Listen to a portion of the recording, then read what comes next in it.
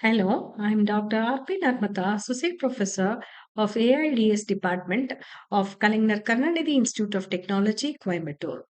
In today's session, let us look about the Google Android platform. What are these platforms? These platforms are used to build the complete ecosystem of your mobile app. So, Google Android platform was developed by Google and it is an open source which is for handling the multiple device which is manufactured for the app managing. So it is highly customizable and flexible than the other platform, and it is the largest mobile application ecosystem to use the different features. And this architecture has the layered software which is called to be a stack model, where each layer provides a specific service la- layer above it, where the design improves the modularity, security, portability, and performance of the system. Now let's look into the Android architecture of the Google platform. So the layered architecture has several layers like applications, application framework, Android runtime, native library, and your kernel.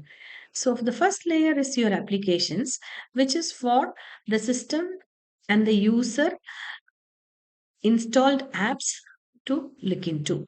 Now, in detail, let's look into the various layers that is built on this particular platform. The kernel layer is responsible for the hardware manipulation and the security aspects of the mobile. It is the bottommost layer in your architecture. And the hardware abstraction layer is responsible for the hardware that is built on the device. And the Android runtime executes the applications that is built through this app. And you have the native libraries like SQLite, OpenGL, WebKit for manipulation of the video audio files that is built in this particular applications. And you also have an application framework layer for broadcast receivers and service that is provided through this applications. So let us look into the first layer, the kernel layer, which is built in this platform. It is the lowermost layer of the Android architecture and acts as a bridge between your hardware and a software. So this layer acts as a hardware. This handles the hardware and software, and it acts as a bridge between your hardware and software. So it interacts with the device hardwares, the CPU schedulings, memories, and the display, and all are managed by this particular layer. The complete scheduling processes of the CPU and everything of the OS is handled by this layer. The process management and the memory management is responsible of this particular layer. The Linux kernel was implemented for granting the user permissions and sandboxing and Selinux. So the sandboxing is nothing but uh, eliminating or prohibiting the unauthorized access to the device, and the power management, controlling the battery usages and providing the necessary storage of the battery, and the device sleep states are controlled by this particular layer. And the device drives for utilizing the camera and the Wi-Fi, audio sensors, video sensors, everything is handled by this particular layer. So it inherits the stable, secured, and multitasking capabilities of the device is responsible by this particular layer. And the next upper layer of kernel is your HAL layer, hardware abstraction layer. So it is now an interface between your hardware and your OS. So now the kernel layer was a bridge between your hardware and a software, whereas HAL will be responsible for a bridge between a hardware and a OS. So here the uh, all allows the HAL allows the Android system services to communicate with the hardware components without knowing hardware specific details. For example, like whenever a camera want to be opened and used to take pictures, it is should be opened with the help of the user input and the audios and other sensors and the features that is built on that particular mobile. So it ensures hardware independence and portability, and it acts as an interface between your hardware and an Android OS. And the libraries that is built upon the HAL layer is the native libraries layer, which is responsible for the components of the app that is built through Google platform. And SQLite is for database and local storage, and OpenGL for graphics rendering, WebKit for browsing and surfing, and media frameworks for audio video playbacks, recordings. And all these are the library management files, which provides the efficient use of the features that is built for rendering the other manipulations of the device.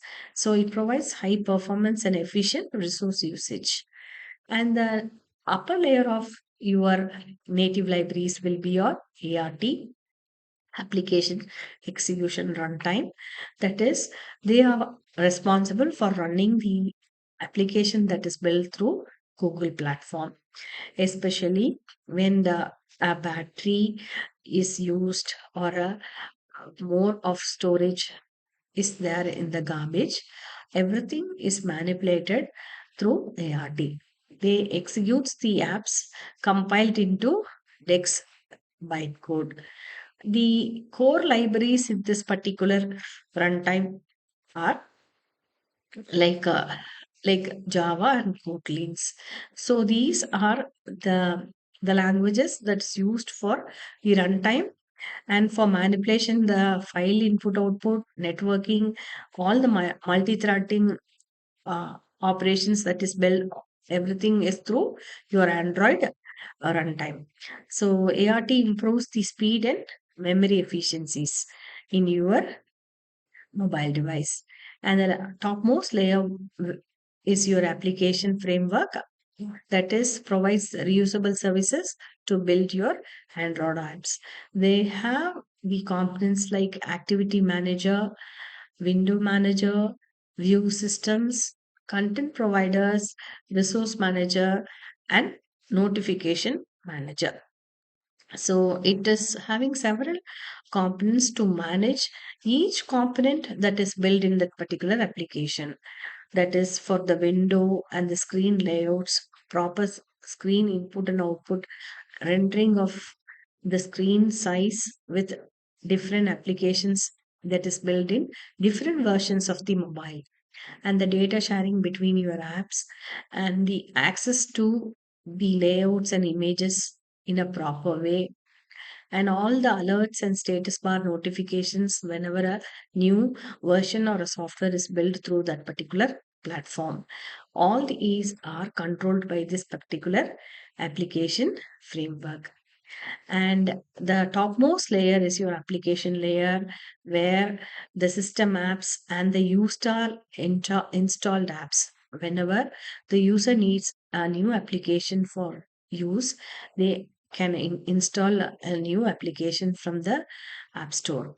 So that can be uh, made to use with this particular application layer, like a camera or a browser or a music player, whatever the app that is new into the system, and the inbuilt system apps get into use by this particular layer. This is the topmost layer. So the application layer is built through Java or Kotlin, and they are run in isolated sandboxes. So like sandboxes are nothing but they are the like they avoid the unauthorized accesses to the system. Android architecture is a layered model built on a kernel platform, providing hardware abstraction and runtime execution, and provides the system services and application support. This design ensures highly secured, portable, and performance, and have a good scalability for a wide range of mobile devices. So this is the architecture of a Google Android platform. So the kernel layer is the bottommost layer, and the next layer will be a hall layer, and your runtime layer will be the next layer for executing the applications built with the support of the libraries and the application framework and the applications that is installed in the apps. Thank you.